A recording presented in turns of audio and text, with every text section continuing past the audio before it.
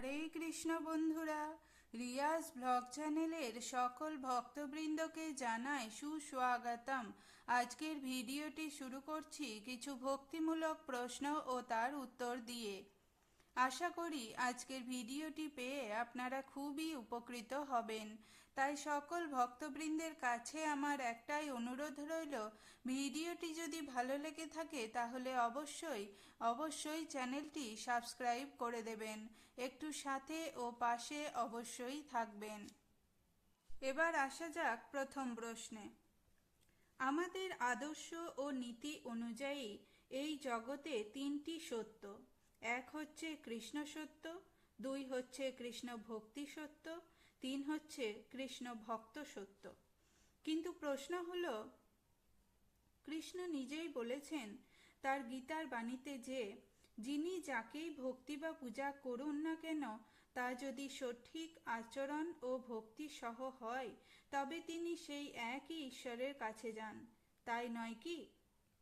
দ্বিতীয় প্রশ্ন হলো, পূর্বপুরুষগণও কি এতই বোকা ছিলেন যে অন্যান্য দিকেও ভক্তি সহকারে ঈশ্বরের আরাধনার ফলে জগতের কাছে পূজনীয় হয়ে আছেন?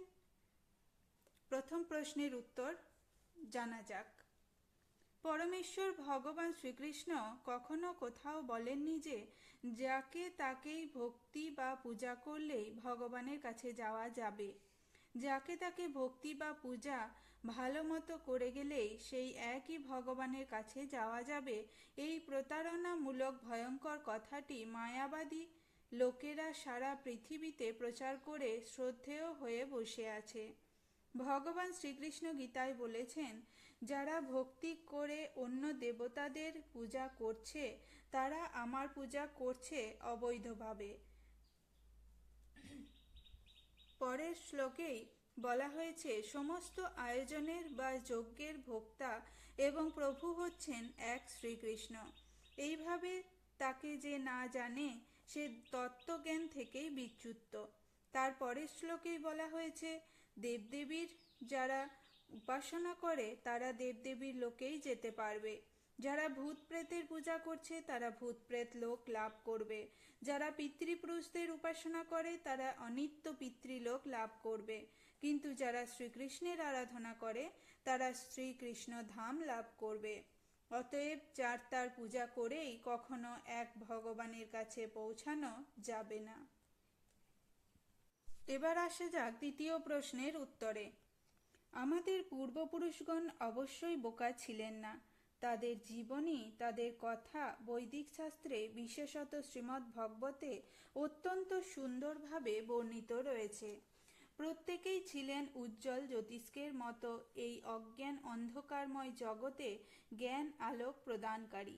তারা কেউ ছিলেন রাজর্ষি, কেউ মহর্ষি, কেউ দেবর্ষি, কেউ ব্রহ্মচারী, কেউ গৃহস্থ, কেউ বানপ্রস্থি বা সন্ন্যাসী, কেউ ব্রাহ্মণ, কেউ ক্ষত্রিয়, কেউ বৈশ্য বা শূদ্র, কেউ নারী বা পুরুষ।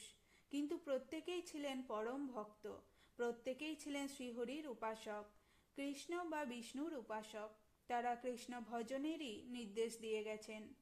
কিন্তু সেই সমস্ত মহান ভক্তদের বিরোধিতা করছিল যে সমস্ত অসুরেরা, তারাই বিভিন্ন দেবদেবীর কঠোর উপাসনায় ব্রতী হয়েছিল। সেই বিষয়ে কারো অজানা থাকারও কথা নয়। আর কলিযুগের অধিকাংশ মানুষই সেই আসরিক পন্থা অবলম্বন করছে, সন্দেহ নেই। অতএব আপনার প্রশ্ন অনুসারে উত্তর এই যে পূর্বপুরুষগণ নিশ্চয়ই বোকা নন, বরং যারা পূর্বপুরুষগণের নির্দেশের বিরুদ্ধাচরণ করছে তারাই বোকা। যারা কৃষ্ণ ভজন করে তারা অবশ্যই সুবুদ্ধিমান। যেজন কৃষ্ণ ভজে সে বড় চতুর, যেজন মায়া ভজে সে হয় ফতুর। শ্রীকৃষ্ণের বহিরঙ্গা শক্তি মায়ার ভজনা যারা করে তারাই বোকা। প্রশ্নটি হচ্ছে, যারা দেবদেবীদের পূজা করেছেন তারা বোকা ছিলেন কিনা। হিন্দুদের ধর্মগ্রন্থ হচ্ছে মহাভারত। মহাভারতের সার হচ্ছে ভগবদ গীতা। হিন্দুরা বেশিরভাগ দেবদেবীর আরাধনার পক্ষপাতী এবং অনেকে মনে করেন যে হিন্দুরা বহু দেবদেবীর উপাসক আর নাকি দেবদেবীরাই সব ভগবান। কিন্তু এই ধারণাটি মহামূর্খতা। কারণ শ্রীমদ্ ভগবদ গীতায় শ্রীকৃষ্ণ বলেছেন, জড় জাগতিক কামনা বাসনার দ্বারা যাদের বুদ্ধি বিকৃত করা হয়ে গেছে তারাই বিভিন্ন দেবদেবীর উপাসনা করেন। যেমন কামনা বাসনার দ্বারা জ্ঞান ভ্রষ্ট হয়ে গেলেই লোকে বিভিন্ন দেবদেবী শরণাগত হয়। মানুষ তার নিজ স্বভাব অনুসারেই অনুরূপ দেবদেবীর উপাসনা করে। আমার প্রশ্ন হচ্ছে, উপাসনা যদি ভক্তি শ্রদ্ধা সহকারে হয় তাহলে সেই উপাসনার ফলে ভগবানের কাছে পাওয়া যাবে। কিন্তু জানতে হবে, শ্রদ্ধা সম্পর্কে ভগবান শ্রীকৃষ্ণ 3 রকমের মানুষের শ্রদ্ধার কথা বলেছেন। ত্রিবিধা ভকতি শ্রদ্ধা দেহিনাং সা স্বভাবজা, সাত্ত্বিকী রাজসী চৈব তামসী চেতি তাং শৃণু। অর্থাৎ দেহীদের স্বভাব জনিত শ্রদ্ধা 3 প্রকার, সাত্ত্বিকী, রাজসী ও তামসী। সাধারণত সাত্ত্বিক গুণের মানুষেরা দেবদেবীদের পূজা করে, রাজসিক গুণের মানুষেরা যক্ষ রাক্ষসদের পূজা করে, তামসিক গুণের মানুষেরা ভূত প্রেতদের পূজা করে। কিন্তু যারা এই 3 গুণের ঊর্ধ্বে অর্থাৎ বিশুদ্ধ সত্ত্বগুণের, তারাই শ্রীকৃষ্ণের পূজা করে। তাই আসল নিখুঁত শ্রদ্ধা হচ্ছে কৃষ্ণ ভক্তি শ্রদ্ধা। সেই কথাই শাস্ত্রে বলা হয়েছে, শ্রদ্ধা শব্দে বিশ্বাস কহে সুদৃঢ় নিশ্চয়, কৃষ্ণ ভক্তি কইলে সর্বকর্ম কৃত হয়। শ্রীকৃষ্ণ বলছেন, বহু বহু জন্মের পরে যদি কেউ যথার্থ জ্ঞানবান ব্যক্তি হন, তবে তিনি শ্রীকৃষ্ণই যে সমস্ত কিছুর পরম মূল, এই কথাটি বুঝে শ্রীকৃষ্ণের চরণে শরণাগত হন। শ্রীকৃষ্ণকে বাদ দিয়ে যারা অন্য দেবদেবীর ভজনা করছে তারা যে সত্যিই অল্পবুদ্ধি সম্পন্ন ব্যক্তি, সেই কথাটি পরিষ্কারভাবেই গীতার বর্ণনা করা হয়েছে। যাদের বুদ্ধি অল্প তারা যে আরাধনা করে সেই আরাধনার লব্ধ ফলও অনিত্য ও অস্থায়ী। দেবদেবীদের যারা উপাসনা করে তাদের আরাধ্য সেই দেবলোক প্রাপ্ত হয়। কিন্তু যারা আমার শ্রীকৃষ্ণের ভক্ত হয় তারা আমার শ্রীকৃষ্ণের পরম ধাম প্রাপ্ত হয়।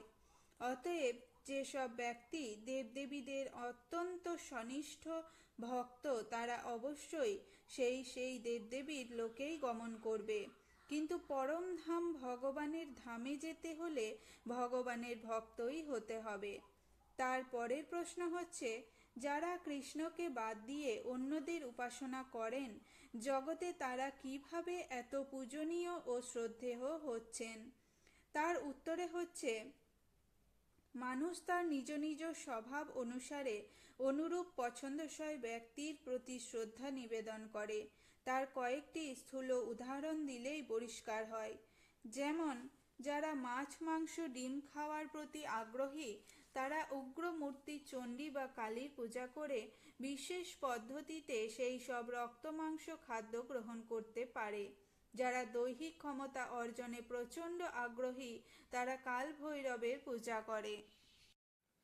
আবার যারা অবৈধ যৌন সঙ্গে আগ্রহী তারা সিনেমা তারকাদের চিত্র বা ফটো স্মরণীয় আলেখ্য স্বরূপ ঘরে দেওয়ালে সাজিয়ে রাখে। যারা জুয়া তাস পাশায় আগ্রহী তারা রাক্ষস বা ভূতপ্রেতের পূজা করতেই পারে। অনেকে রয়েছেন যারা এক ভারতীয় নাস্তিক গোমাংস ভোজী হিন্দু নেতার আলেখ্য প্রতিদিন সকালে ফুল দিয়ে থাকেন। অনেকে আছেন যারা কোনো খেলোয়াড়ের প্রতি খুবই শ্রদ্ধা সম্পন্ন, যদি সেই খেলোয়াড় কোনো ক্রমে হেরে যায় তবে তারা মনক্ষুণ্ণ ও বিরক্ত হয়ে টিভি রেডিও ভেঙে ফেলে, এমনকি প্রাণ পর্যন্ত দিয়ে দেয়। আবার দেখাও যায় যে কোনো কোনো রাজনৈতিক নেতার প্রতি লোকে এতই শ্রদ্ধা সম্পন্ন যে ঘুম থেকে উঠেই সেই নেতার কথা পড়বে অথবা তার চিত্র দেখবে। যদি কোনো কারণে সেই নেতা হতে হয় তাহলে তারা দিশাহারা হয়ে পড়ে, যার ফলে তাদের সামনে কোনো লোককে নেতার দল বিরোধী জ্ঞান করেই হঠাৎ মেরে ফেলে।